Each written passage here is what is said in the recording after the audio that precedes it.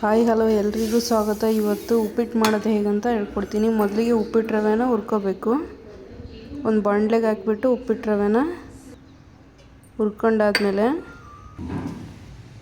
ಎಣ್ಣೆ ತುಪ್ಪ ಹಾಕ್ಬಿಟ್ಟು ಸಾಸಿವೆ ಜೀರಿಗೆ ಹಾಕಿ ಚೆನ್ನಾಗಿ ಫ್ರೈ ಮಾಡಿ, ಆಮೇಲೆ ಕರಿಬೇವು ಹಾಕಿ ಚೆನ್ನಾಗಿ ಫ್ರೈ ಮಾಡಿ, ಹಸಿಮೆಣಸಿನ್ಕಾಯಿ, ಶೇಂಗಾ, ಕಡಲೆಬೇಳೆ ಹಾಕಿ ಚೆನ್ನಾಗಿ ಫ್ರೈ ಮಾಡಿ, ಆಮೇಲೆ ಈರುಳ್ಳಿ ಟೊಮೆಟೊ ಹಾಕಿ ಫ್ರೈ ಮಾಡಿ ಚೆನ್ನಾಗಿ ನೀಟಾಗಿ ಒಂದು 5 ನಿಮಿಷ ಫ್ರೈ ಆದಮೇಲೆ ಸ್ವಲ್ಪ ಉಪ್ಪನ್ನ ಸೇರಿಸಿ,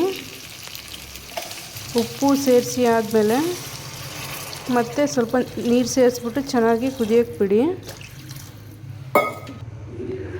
5 ನಿಮಿಷ ಕುದ್ದಾದ್ಮೇಲೆ ಉಪ್ಪಿಟ್ಟು ರವೆನ ಸೇರಿಸಿ ನೀಟಾಗಿ ಚೆನ್ನಾಗಿ ಮಿಕ್ಸ್ ಮಾಡಿ 5 ನಿಮಿಷ ಕುದಿಯೋಕ್ಕೆ ಬಿಟ್ಟರೆ ಉಪ್ಪಿಟ್ಟು ರೆಡಿಯಾಗುತ್ತೆ. ನೋಡಿ ಯಾವ ಥರ ಬಂದಿದೆ ಅಂತ. ತುಂಬ ಚೆನ್ನಾಗಿ ಬಂದಿದೆ. ನೀವು ಮನೇಲಿ ಮಾಡ್ಕೊಳ್ಳಿ. ಹಾಗೆ ಶೇರ್ ಮಾಡಿ, ಸಬ್ಸ್ಕ್ರೈಬ್ ಮಾಡಿ.